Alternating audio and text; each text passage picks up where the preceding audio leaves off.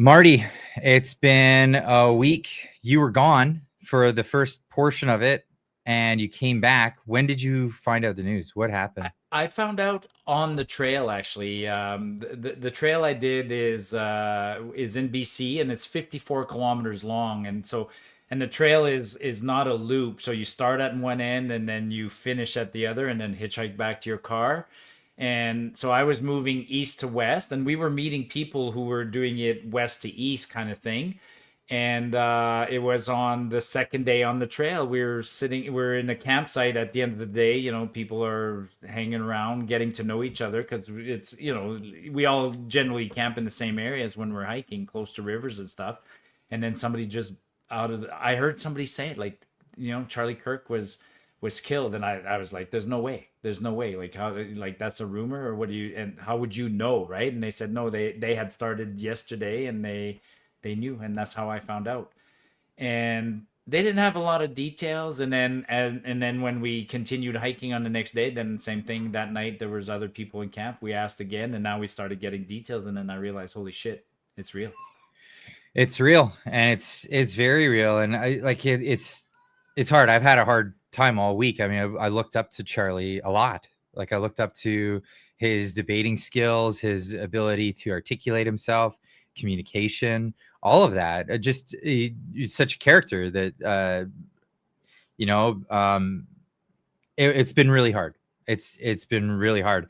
Um, so Yeah, it's been hard for a lot of people, but I guess I'm fortunate in one sense. I live close to Calgary, and there was a vigil for him on Monday, 2 nights ago, or no, Sunday night or Monday night. What day's today? it's all Two night. blurring together. Yeah, Yeah, yeah. Sunday night there it was was a Sunday vigil night. for him on Sunday night in Calgary.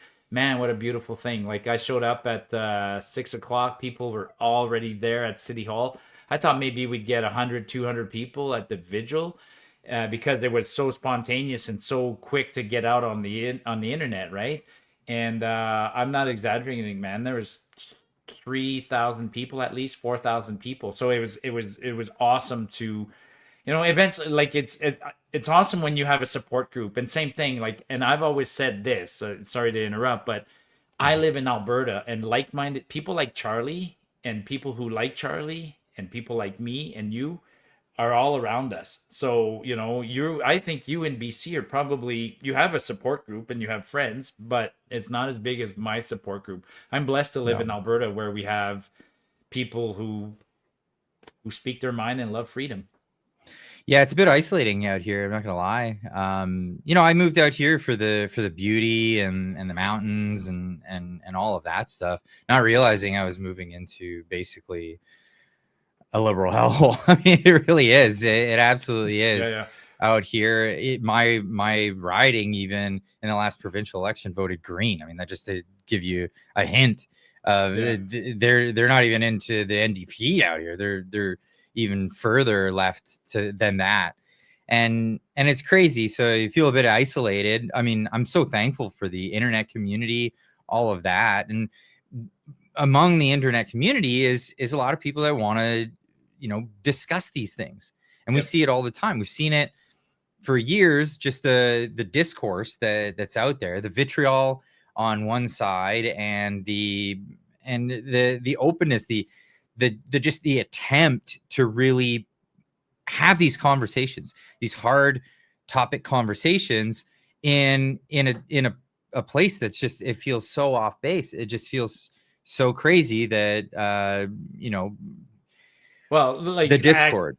actually, even on that topic, like, when I went to the vigil and I announced people that I was going to the vigil, people told me, like, "Oh, be careful, Martin," right? Because I speak my voice, and they were referring to the fact that, there's violence against people like us who speak our voice. And I'm like, uh, luckily I still live in Alberta and Canada, where, violence is not in our DNA, and I hope it stays that way. I hope it stays that way.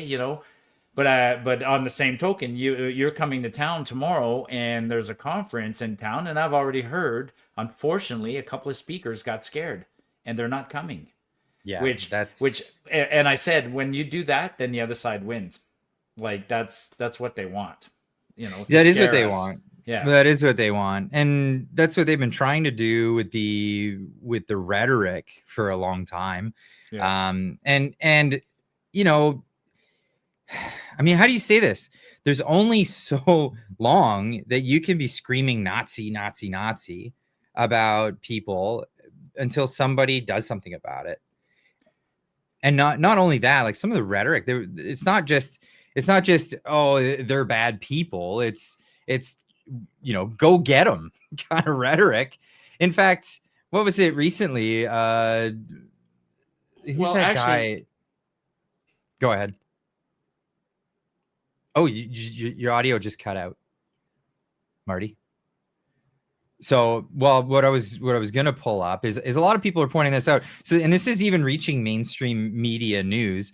So, even after the fact, as people are saying, um, people have had their thing to say, and again, people are lashing back at the left and saying, you got to tone it down. Like you guys are the ones, the violence is always coming from one side.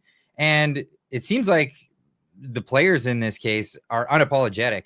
Here is, he goes by the name of Destiny. He's a prominent left-wing pundit, and he's on Pierce Morgan, and he's just keeps going on with this stuff. It really is unbelievable what these people are saying. I think that liberals need to wake up and finally realize that if they're not willing to do it, it will never come down. If you wanted Charlie Kirk to be alive, Donald Trump shouldn't have been president for the second term. Every time he's in office, this happens. People joked about when Biden came in, it was so boring, nothing was going on. 7 out of 10 of the largest protests in American history have happened under Donald Trump. I think that so like what he's trying to articulate there, and like a complete asshat, is trying to say that because Donald Trump is president, that's why there's so much violence. But really, realistically, it's anytime the left is not in power, these wingnuts resort to violence. You have people that are going out and committing violent acts in the streets, and that's their political speech. This is how they express themselves politically. Totally. So is my voice back? Yeah, I'm yes, back you're back. on. Okay. Yeah.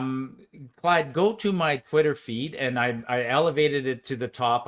Because as soon as it's relevant to this. As soon as I heard of Charlie's death, I went and posted this clip because I always remember this clip, and I'll never forget this clip. And I think you can play the first minute of the clip. You don't need to play the 4 minutes, but there's a clip there. Did you find it? Got it. I've got it. Yeah. Okay, so I'll just play it, and then we'll talk about it. Just play the first minute. Like it's a simple question and a brilliant answer to violence. At this point, we're living under a corporate and medical fascism. This is tyranny. When do we get to use the guns?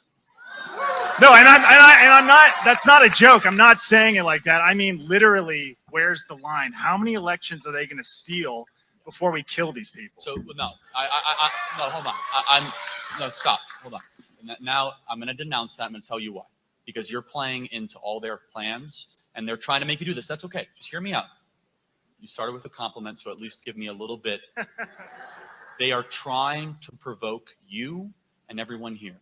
They are trying to make you do something that will be violent, that will justify a takeover of your freedoms and liberties, the likes of which we have never seen. We are close to have, hold on, we are close to have momentum to be able to get this country back on a trajectory using the peaceful means that we have at us. So to answer your question, and I just think it's, overly blunt, we have to be the ones that do not play into the violent aims and ambitions of the other side. They fear, let me say this very clearly, they fear us holding the line with self-control and you can end it there. Taking over school board meetings. Totally. You're absolutely right about that. Right? Like how brilliant is that? And I'm getting goosebumps thinking about it because he almost predicted what happened to him, right? Like the left is violent. They've always been, like, communism has always been violent, right? Communism forces their ideology through violence. And the left has always been violent. All the big assassinations have been committed by. There's been more assassinations of right-wing politicians committed by the left than the other way around. Oh, yeah. so it's, yeah, I mean, Lincoln. I mean, looking yeah, back yeah, at it, Lincoln, Kennedy, Uh, whatever. Like, well, Kennedy it's was a Democrat, but I mean, if you look at where he stood, even against his own party, he stood against his own party and the ideas of secret societies and secrecy within government. He wanted to blow the lid off of this stuff, and they're like, no. You want peace and blow the lid off of the secrecy? You can't have that. Kennedy. Yes, Kennedy was a Democrat, but I'd say by modern standards, that guy was pretty conservative. So, but anyways, so watching that clip and seeing what's been happening, and then the title of, the title of the post today, like the thumbnail you made. What did you put on the thumbnail? Turning point. It is a turning point. I honestly think it's a turning point. And here's my take on it, and it's not entirely original, but I've been saying something along these lines for a long time. Yes, we live in a democracy, and a democracy by definition is scary for minorities. It's majority rules, right? It's majority rules. And so in our democracy and in the American democracy, we put in systems in place to sort of protect the minorities. And lately, the minorities, and then I'm not just talking visible minorities, I'm talking economic minorities, social minorities, drug users are a minority, trans communities are a minority, like anybody who's just not part of the majority, right? So we put systems in place to protect them, but the minorities have played a game and abusing us with, we give them an inch and they're taking a mile.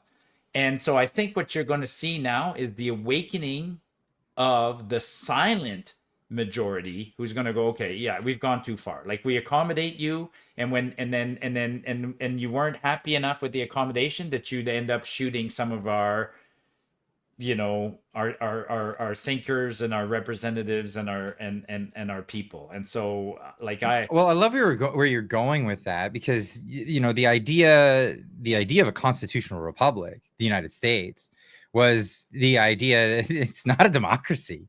Democracy was always just the idea of how you might be able to decide who your representatives would be. But at the end of the day, it's the rule of law.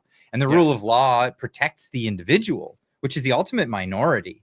Right. All these leftists that talk about minority groups, like, keep going, keep whittling it down. Because the intersection, the intersection theory. Like, I'm a minority because I'm black and you're white. Oh, well, then the other guy says, well, I'm handicapped and black. So then the next one says, well, I'm handicapped, black, and have a learning, and it keeps going down to the individual level. Absolutely. Eventually, you get to the individual, and that's who should be protected.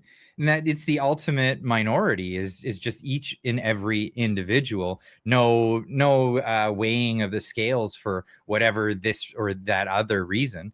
Just protect the individual. The founding fathers saw democracy as a necessary evil for the selection process. They believe that, like, just absolute democracy was, I think Benjamin Franklin put it, it's two wolves and a sheep discussing what's for breakfast. Socrates, others, like, people have, or Democrates or whoever, people have understood that it's a very dangerous concept to just go with majority rules. I mean, it's absolutely majority rules to select a group, but not majority rule to select the leader, but not majority rule to make the rules. Until you find a way of giving equity to the situation. And I don't mean equity like this communists like to talk about it.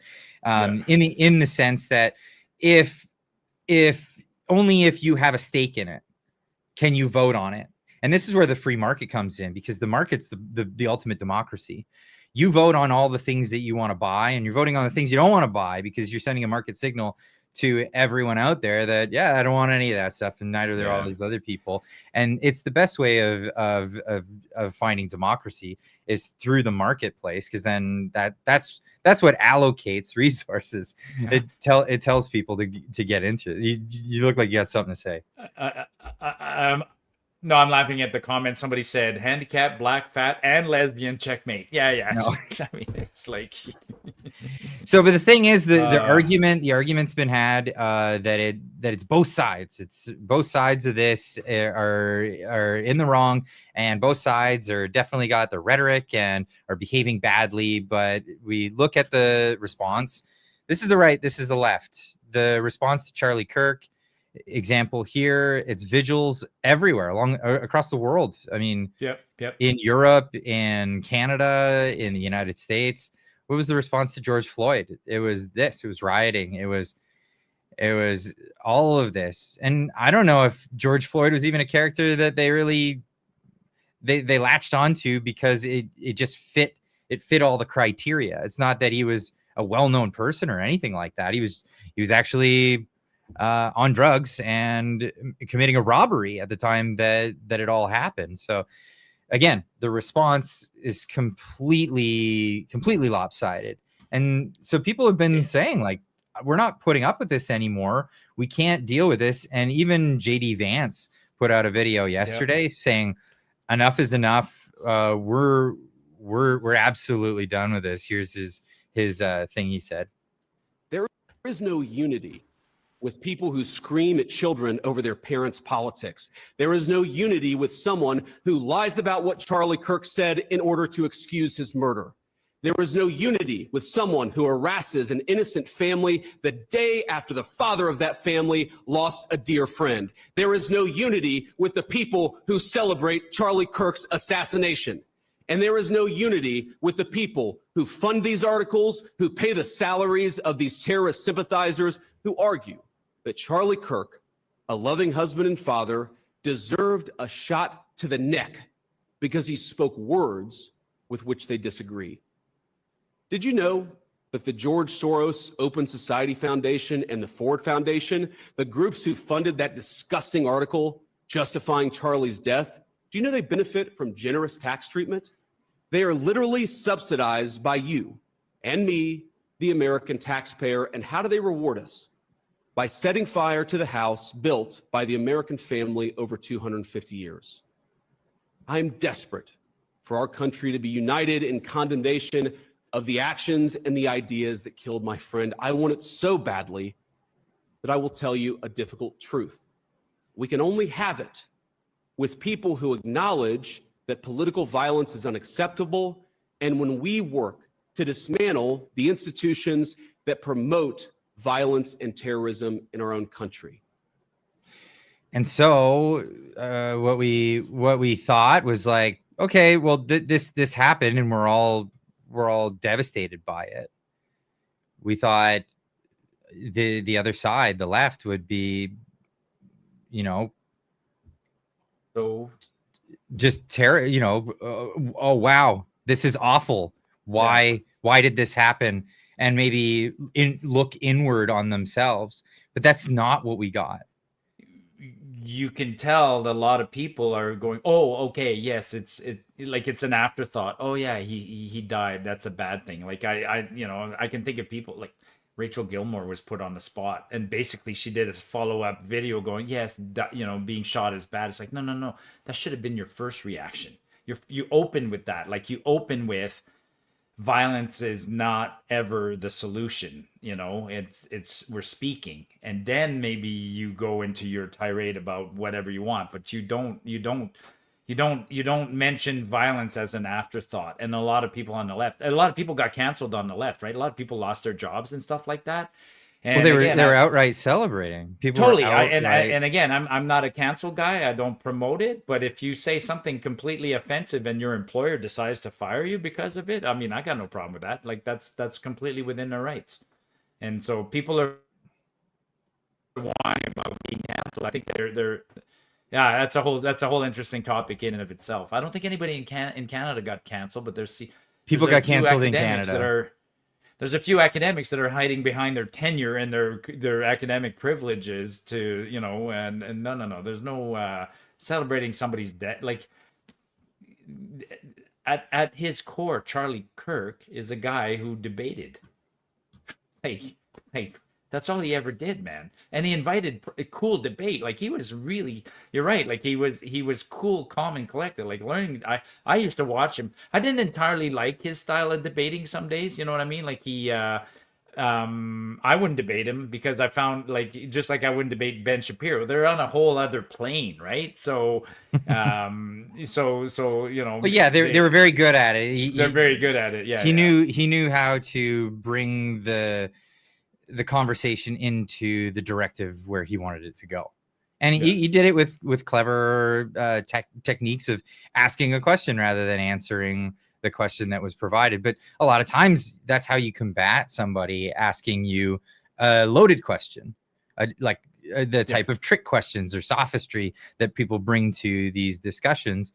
He had he was very skillful in turning it around and bringing his point of view to the forefront. But the people have been fired from their jobs, and now the left is crying about free speech.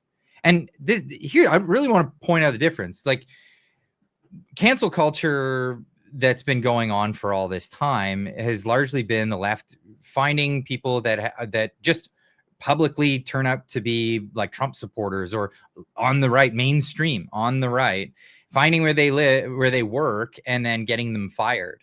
This has been the thing. Anyone who supported the Freedom Convoy, the cancel culture was with that too, getting people their bank accounts frozen. With the use of the government doing that. Now it's people losing their jobs because they celebrated a man being killed, a man being assassinated. And this is the response that we get from CTV News. They put out this article: Trump administration joins Republican campaign to police speech in reaction to Kirk's murder. They are lamenting the fact that they're calling people out, the fact that they're even going to the point of, if you're a foreigner and you celebrated it and we know about you, you won't be able to enter the country. You won't be able to get a visa. You won't be able to enter. And this is what they're talking about, but they're twisting it to make it sound like Donald Trump and the right are engaging in cancel culture and thwarting people's free speech. Now, Coffee with Scott Adams, he had this amazing point, and I think this one really puts it square into the reality of the actual situation. So there are numerous stories of teachers and people associated with schools of various types who are getting canceled, meaning fired, for saying horrible things about essentially being happy or saying it was justified that Charlie Kirk got assassinated. What do you think about that? That people are losing their jobs all over the place. Well, let me tell you the thing that is most shocking about that. The most shocking thing is that the people who spoke out that way believed they wouldn't get fired. I think they were all surprised. They were. Which means they've been living entirely within a bubble in which they thought other people would agree with that. Are you kidding me? They thought they were in the bubble of reality, where let's say that Hitler was an American and he died. Would you feel bad about saying, "Thank God Hitler died"? No, you wouldn't, because you would assume that almost every single person would agree with you. So it would be easy to say that.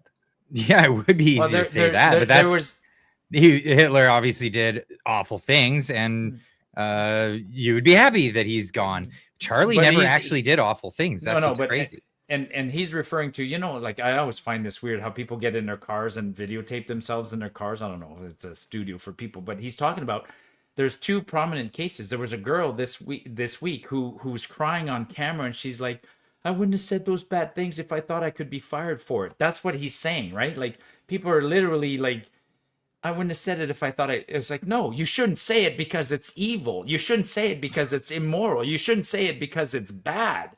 But no, I wouldn't have said it. Like, my God, that's yes. I know what Scott's aiming at, going at, is like, people are living in a weird, distorted reality. They, on that side, I mean, it only gets worse, Marty. It only gets more and more distorted. So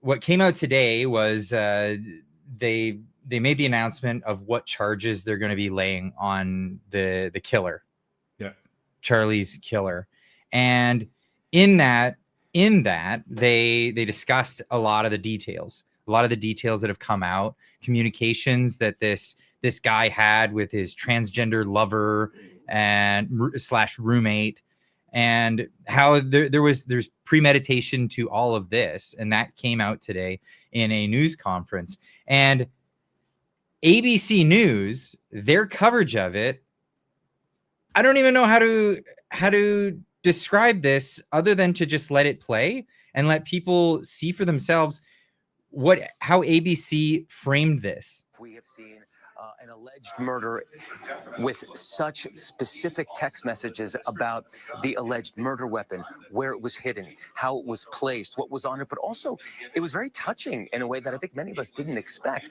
A very intimate portrait into this relationship between the suspect's roommate and the suspect himself, with him repeatedly calling his roommate, who was transitioning, calling him my love, and I want to protect you, my love. So it was this duality of someone who the attorney said not only jeopardized the life of Charlie Kirk and the crowd, but was doing it in front of children, which is one of the aggravating circumstances of this case. And on the other hand, he was, speaking so lovingly about his partner. So a very interesting, and as Pierre said, riveting press conference. How is it that they're even saying this? Like, why people are not? Earlier you showed the difference between, let's say, George Floyd and like, imagine. Remember what they said about the cop who stepped on George Floyd's neck? Would they have, like, did they go, oh, he was a loving cop, he had a beautiful family, and he wrote poetry? No, they said the guy's a complete asshole. He stepped on Floyd's neck and he killed him. Like, they didn't embellish anything about that guy's background. So even the people who defended that police officer, their defense was not, well, he was a loving guy and he was such a romantic. Their defense was that was what he was trained to do, and he just followed out his training. Yeah. Whereas here you got a guy who commits a weird, crazy murder, a political assassination. Yeah, imagine that. Oh my God! Like Lee Harvey Oswald, he was such a nice guy. Like, we looked at the letters. He had a muffin this morning. Like that's how twisted the media is, right? Like they're doing just backflips. Yeah, they're infatuated with the transcript as if it was some like gay romance novel. Like I always say that.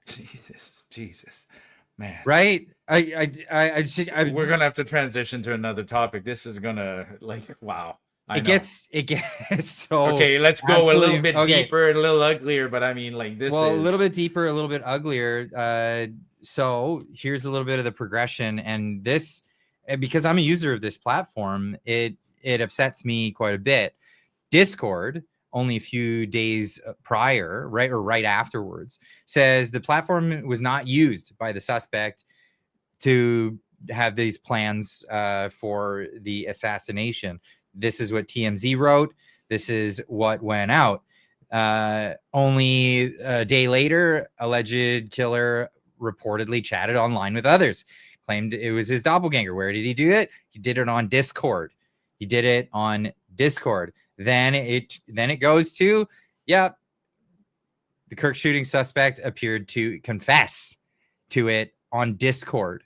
And this is one of those ones where it's like, yes, I know the FBI, they can get the information on this with subpoenas. They can get it with warrants. Why isn't Discord just coming forward with this? I think that Discord has a lot to answer to this. Discord, a social media platform that has millions of users.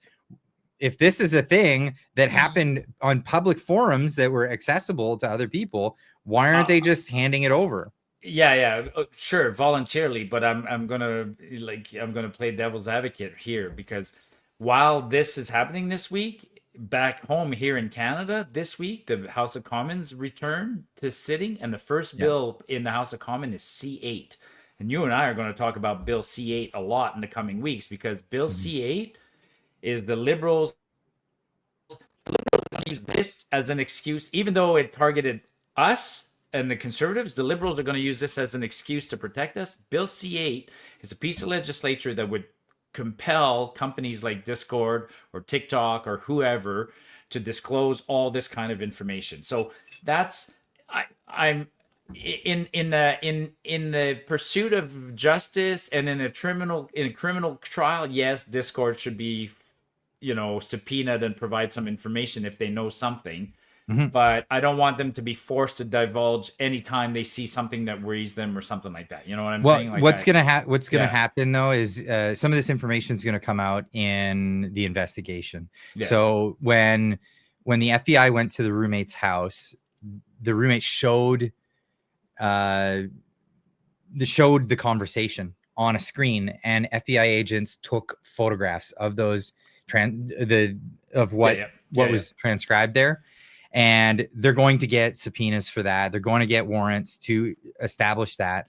The worry is that there are so many left-wing people on Discord. Discord has been known to be quite left-wing, and right-wing channels and servers have been out there that have just been deleted like that as soon as they find out about it. The administrations find out about it. The worry is tampering with evidence. The worry is deletion of incriminating evidence. And if that turns out to be the case, well, then that's where Discord's going to have some hell to pay. If those transcripts cannot be recovered, that the FBI was able to take photographs of, that's when you're going to see some. And once again, why anybody in this day and age would try and hide anything is beyond me. Even a company, right? Like even if you're X, even if you're TikTok, even if you're Discord, even if you're a high level politician, you try and hide the truth in this day and age, my God. Like when it comes out, you're worse off than, and it's going to come out. But so if Discord was denying something that they knew, it's going to come out. Absolutely, it's going to come out. That's it. And they've got, I mean, they're absolutely motivated on this one. They're coming out and they're going to get to the bottom of what went down in this case. I mean, like this week, the other thing that was weird with software giants this week, like the US are close to a deal with China to allow TikTok to stay in the US. And well, they have to sell it. I know. TikTok has to sell it to American companies. The news that came out about that was that if they want to remain in the US, they have to sell it, and it has to be stripped of all of its spyware. So all the databases have to be in the United States. What's if you strip TikTok of all its the user base? Spyware, yeah, what's it going to be? That's about it. Now, there's one last thing I wanted to get into in this story about the assassination is the academia angle of this.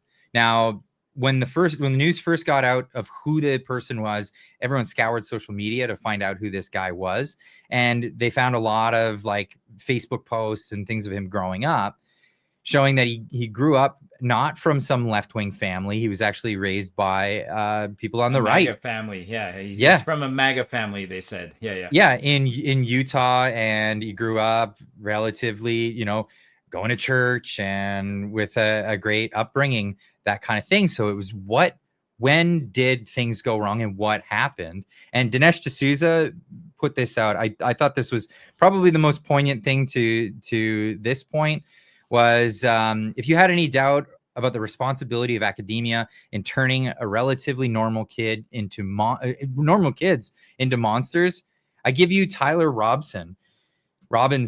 This is the kid before going into academia, reading the letter of acceptance into the college that he got. Okay.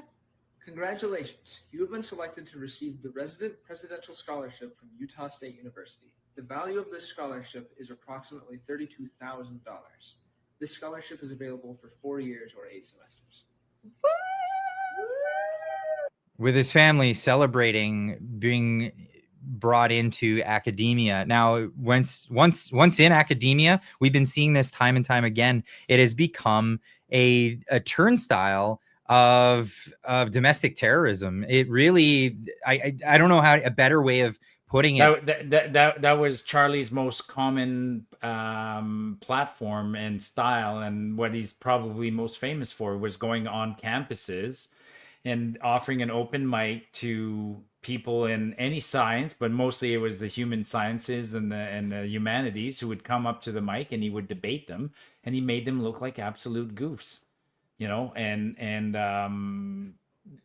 he did it easily because he was proving a point, and he's making your point. Academia in the US and in Canada is creating a bunch of idiots. Like it's much worse than just a bunch of idiots. What it's doing is there's the we've all heard of Antifa. Antifa is this organization that claims to be anti-fascist, but has all the hallmarks of a fascist organization themselves, but comes out of academia. And we're talking about like these are run by college professors, and the goons are the kids that they brought in, and a lot of them are just young, impressionable kids that are just looking to get an education, try to figure out what they want to do with their lives. And then next thing you know, they come out and they've been radicalized. They went from normal, middle America, bright and ready to go, kind of get into the work field. But then they come out of universities completely demoralized. They hate the culture. They hate America. They hate Western civilization. They want communist revolution, and they'll do things. They have different organizations called BAM, by any means necessary. That's one out of California. They're all over the place. And this is a thing. It's been investment from serious investors, people like George Soros and different foundations, putting lots of money into this to sow discord into the Western world. And it's a time that you get an end to this. I mean, what was it? It was only a few years ago, back in 2020, when Donald Trump actually tweeted this out. He said the United States of America will be designating Antifa as a terrorist organization. This is 5 years ago. He pointed this out, and just yesterday he made this announcement when he was prompted by question. I missed this. Going on Charlie Kirk's assassination and the left wing, a lot of left wing violence going on. Do you have plans? And actually, this is a great opportunity with all these. Do you plan on designating Antifa finally a domestic terror organization? Well, it's something I would do, yeah. If I have support from the people back here, I think we'd start with Pam, I think. But I would, if you give me, I would do that 100%. And others also, by the way. But Antifa is terrible. Are there other groups that you can think of? There are other groups, yeah. There are other groups. We have some pretty radical groups, and they got away with murder. And also, I've been speaking to the Attorney General about bringing RICO against some of the people that you've been reading about that have been putting up millions and millions of dollars for agitation. These aren't protests. These are crimes, what they're doing, where they're throwing bricks at cars of ICE and Border Patrol. And they come. So that's huge. It's a big move forward.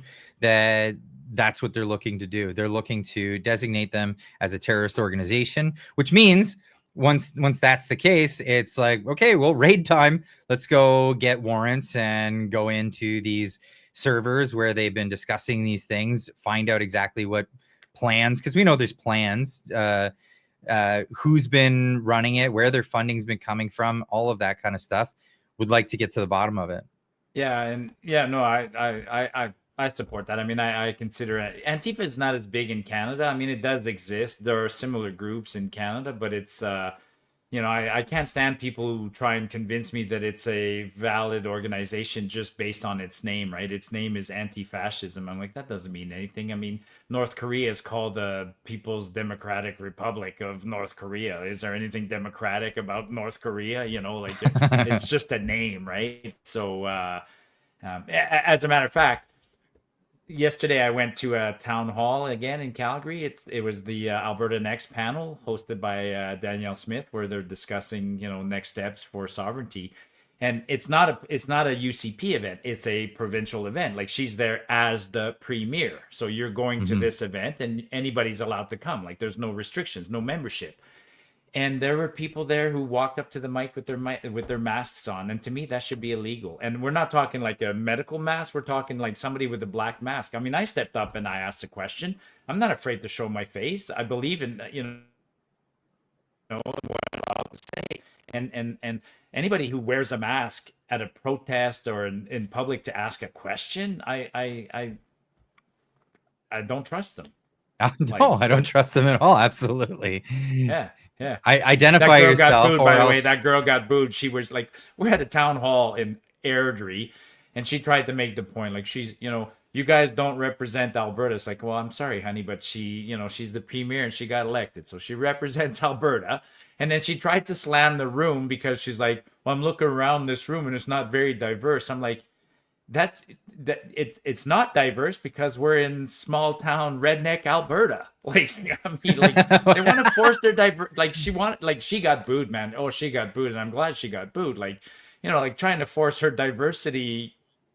We decide what, like, oh my God, that's how they think, right? Like, if I guarantee you that young lady, if she was in some sort of role in power, in her mind, it'd be perfectly fine to displace certain people out of this town and replace them with somebody else to balance the diversity to a standard that she believes is appropriate. It's like market forces and everything else. Like, they don't believe in that. They believe in controlling everything. Like, what's your, and that's what Charlie Kirk used to do to these people, right? He'd ask her, like, what's your idea of diversity? Like, explain it to me. What should be your idea of diversity? 50% women, 50% men? On that measure, when I looked around the room yesterday, it was diverse. It was 50% men, 50% women. So why was it not diverse enough for you? But why does it have to be in every aspect of society? It's like, exactly. There's not enough women garbage collectors. There's not enough women, like all kinds of jobs. Yeah. They want to impose their standards on us and never the other way around, right? Like, I don't want to impose anything on anyone. I want people to be able to choose their life. And if they don't want to be a garbage collector, you don't have to be a garbage collector. We don't need equal representation in every field. We just happen to have people who want that job for whatever reason. Good for you. Go get it. And if the people in the town of Edson of Airdrie, Alberta, happen to be all white, well, that's it. That's just the way it is. It's people who are white who chose to live there. And the fact that there's nothing preventing any person of color or minority or handicap from living in Airdrie. Nothing. They just don't choose to live there. Like, I mean, I'm going to slam the people from Airdrie who might be watching the show. I don't know why you guys choose to live there. As far as I'm concerned, it's kind of flat, ugly, and it's just north of Calgary. Why would you want to live in Airdrie? But hey, it's your choice. You can do whatever you want. That's too funny. That's too funny. But yeah, this week was really tough. It was really tough. Like myself, I know a lot of people had a very hard time with this. You'll be surrounded by like-minded people all weekend, man. You'll have a chance to meet and welcome to Alberta. Come to Alberta tomorrow. We'll pick you up at the airport. We've got some cold beers waiting here. We'll go do some fun stuff. We'll hang out with a bunch of people that are like-minded. I feel sorry for people that are isolated in pockets like you are. I do. I mean, man, you are in green hell. Like, holy smokes. Beautiful green, the real green nature, but green hell with the... Like, Elizabeth May, please tell me Elizabeth May is not your MP. She's not, right? But you guys went green? That was provincially. Provincially, provincially. Okay. Yeah. No, the ND or the Liberals took it federally. Yeah. I mean, I'm gonna when I go hunting next week, I'm gonna sit around the campfire for 10 days with guys like Charlie Kirk. There'll be 8 of us, and we'll challenge each other, but we'll mostly be on the same page, and it'll be good. That's what I like about the right. The right is all about challenging each other. So we're going to a conference. For everybody who doesn't know about this, the We Unify conference. It'll be it's going on for 3 days. It's a 3-day conference. Come on out.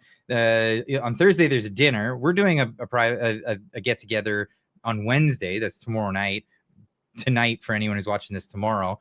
But then we're going to do this conference, and let me just pop it up on the screen. Sorry. There's a ton of speakers, lots of people. This is 19th, 20th, 21st. I'll be hosting the event, so that's a bit of a new thing for me. Over 70 speakers coming to the event. It's going to be amazing. And this is what I like about the right, is not everybody agrees. This is why it's a We Unify.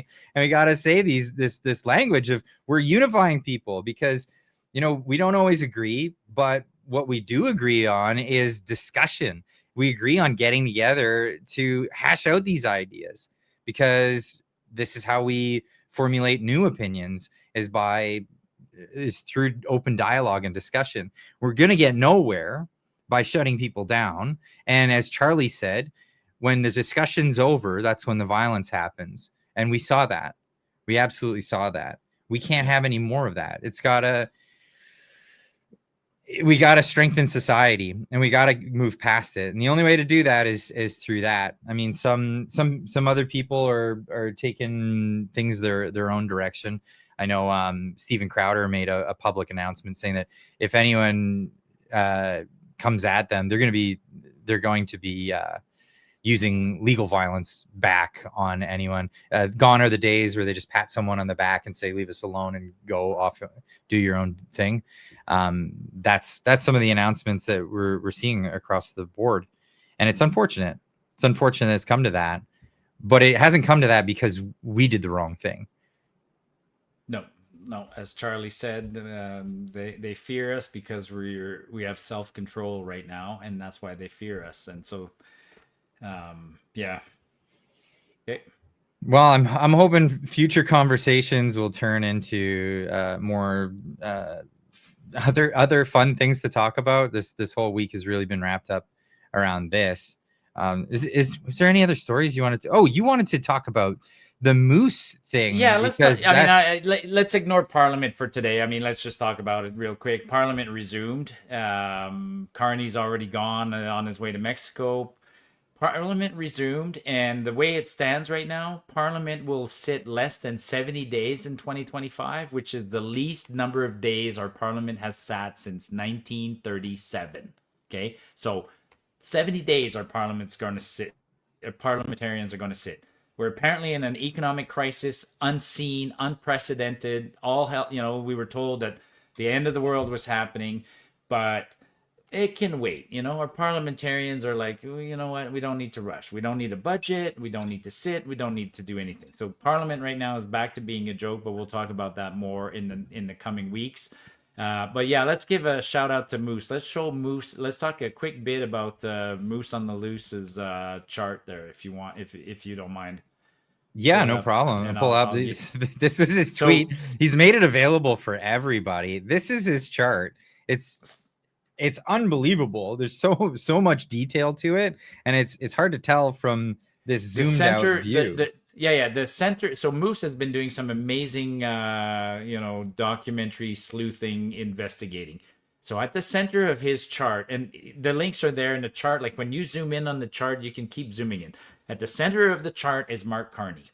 And what Moose has done is he's connected Mark Carney to all these people, all these events, all these companies, and all these government programs. He's showing how it's all connected and not in a good way. This is the link for corruption, money laundering, nepotism, all the bad things that the government can do. I mean, I've said this before, Mark Carney, because of his previous roles in industry and in government, is extremely well connected, and even disclosing his holdings and things like that is not enough.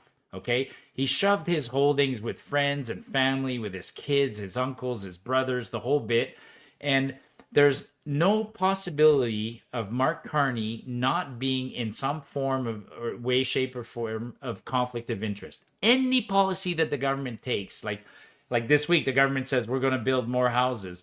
You're in conflict of interest because people build houses, or companies you used to run for build houses. We're going to build nuclear reactors. You're going to be in conflict of interest. Carney should have to recuse himself from almost every discussion. So I just want to put that shout out for Moose, because the work he's been doing is absolutely amazing, and we're going to keep helping him build on that work, and we're going to use that work, and we're going to keep putting it in front of MPs. I'm going to put it in front of conservative MPs. Like every time I meet a conservative MP, it'll be like, hey, are you aware of Moose's work and all the relationships? And if they say no, then you got to get to, and we're going to pick on some of these companies. Like we got to expose the corruption, the rot. It's deep, folks. It's very deep. So yeah, Moose did a great job. But that's just the beginning, because I mean, there's so many stories along these lines, right? Like Parliament is resuming this week, and first thing Carney said, like the first thing he said is, I know I promised a budget in October, but I need more time to prepare the budget. You guys have been in power for 10 years. When are we going to get a budget from Carney? He's pushed it to November. Like how did we run November? That like the fiscal year, like but they keep November, spending man. money. It's not like the U.S. where every time they have to go into to vote on the raising the They debt do ceiling. actually. They do. But they have to raise it, because if they don't, it Yeah, shuts down the government. They can't fund the government. But in Canada, they don't even have to allocate the money. There's no ceiling mechanism. there's no ceiling to borrowing, but there is a mechanism. But they're bypassing all those mechanisms. They're making a mockery of everything. I mean, they should have tabled a budget last year so that we could look at it, so that they could be voted on in April, and then once it's approved in April, it's just a budget, and a budget is not an authorization to spend money. It's just literally a tool so we can have a debate, see what you're planning on doing. Then you have to make the requisitions for the money. Right now, my side, the Conservatives, are just as guilty as the Liberals right now, because the Conservatives are approving requisitions for money without having seen a budget. Like Pierre and his gang are you're just as bad, man. Like you're literally, that'd be like my kids coming to me and saying, I just need $6, Dad. I'm like, okay, here's $6. You got to at least ask what you're going to do with it. And Pierre and the others can say, well, we asked what the Liberals are going to do with it. No, you can't. You can't have possibly asked, because we haven't seen the documents. Nothing. Like both parties are like, it's frustrating. It's frustrating as a Canadian, because our democracy's not working right now. But well, No, we'll there's no representation. It's absolutely. There was some good news today. I mean, I'm rushing through this, and we'll keep carrying some of these discussions in the chat afterwards. But Chrystia Freeland resigned. Yay! Take the small victories. I'll take that small victory. She did, because she got her dream job. She gets to go allocate money to Ukraine, which sucks for us now, because now she's in a position to launder even more money than before. I know. Small victory, short-lived. Now I'm already upset. Short-lived. Unbelievable. And what's this I hear about? What is it? $13 billion to make 4,000 houses. That's the Liberal math for sure. We went from 50,000 houses a month that they were going to build, and now it's $13 billion for. How much is that per house? You're good at quick math. It's like $1.4 million. Like, it's some ridiculous amount of money. Like, it's completely. That I wish the Liberals, that'd be one graph. I haven't found it. Never found it. It doesn't exist. I wish there was a graph somewhere put out by Stats Canada every month, like number of houses built by the Liberals.